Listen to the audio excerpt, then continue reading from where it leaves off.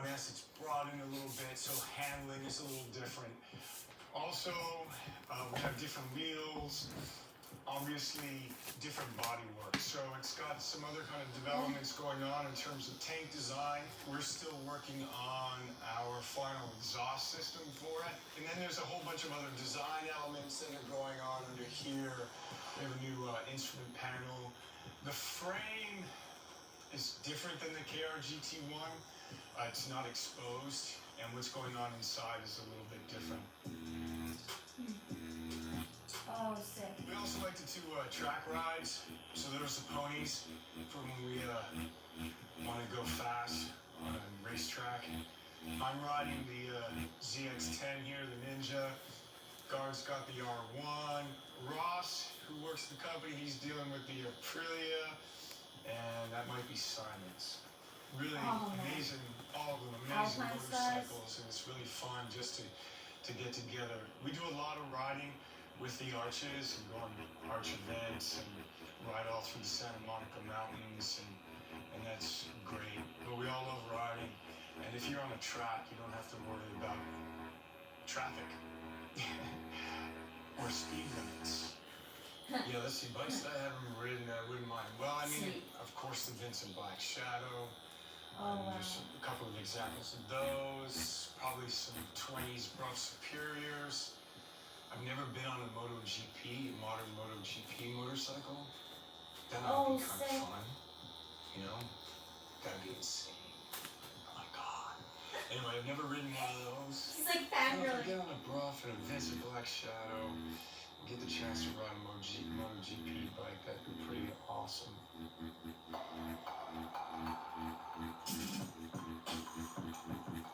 What we have here is what we call the Method 143. This is a prototype, so you can't jump on this yet and ride it. It's kind of like how the automobile company does concept cars. This is kind of a concept motorcycle that we're looking to make in production. It will eventually have a carbon fiber monocoque frame. Wow. You can start to see the idea of that coming down here, the down member of the frame. This will become carbon fiber. The power plant is an S&S, but it's going to be ridiculous. It's 143 cubic inches. It's a little futuristic. We like the idea of just how we're overlaying, integrating different materials. The aluminum, the carbon fiber, going into the elements of the skins of the seat. Yeah. And then just some of the design elements are pretty spectacular. BST is going to be developing a new wheel for us. It'll be outrageous. This motorcycle is outrageous. Can I adjust but this? That's part of the fun.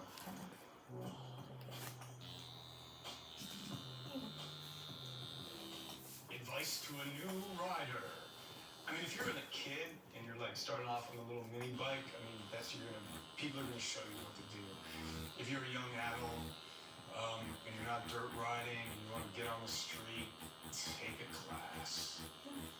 You know, start with a small CC, get a bike that you can get your feet on the ground, something that's not gonna freak you out. You know, if you're not gonna do all of that, just don't go crazy. Like if you've never ridden a motorcycle, don't get, a sport bike that's got a lot of horsepower. But yeah, be comfortable on it. Don't get too much power that, can overwhelm you too quickly. And have fun.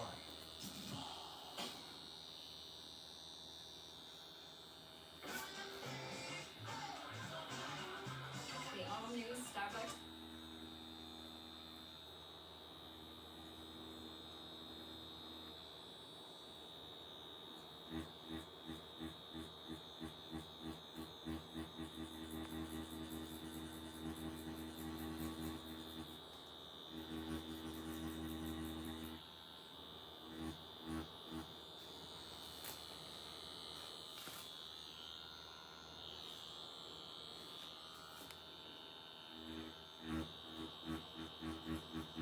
Every year, bike companies hype cutting-edge tech, ride modes, electronics, touchscreens.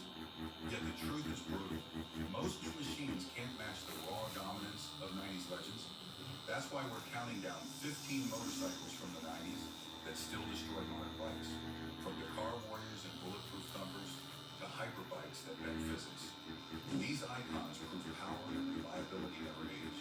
And best of all, many can still be found for a fraction of new bike prices. But if you've got one of these legends in your garage, never sell it. Earning the spotlight at number 15, Kawasaki KLR 650. Kawasaki KLR 650 wasn't built to win beauty contests. It was built to survive. Launched in the late 80s and carried almost unchanged through the entire 90s, this machine became the Swiss Army knife of motorcycles. Riders trusted it to go anywhere, do anything, and keep running long after more complicated bikes coughed their last. At its heart sat a 652 cubic centimeter single-cylinder engine, simple, torquey, and as stubborn as a mule. With its broad, flat power band and plenty of low-end grunt, the KLR pulled confidently on highways, dirt trails, or rocky back roads. It wasn't flashy, but it delivered power where it mattered, in real-world riding. A built-in counterbalancer kept the Thumper surprisingly smooth, while its air and liquid cooling design meant fewer worries about overheating.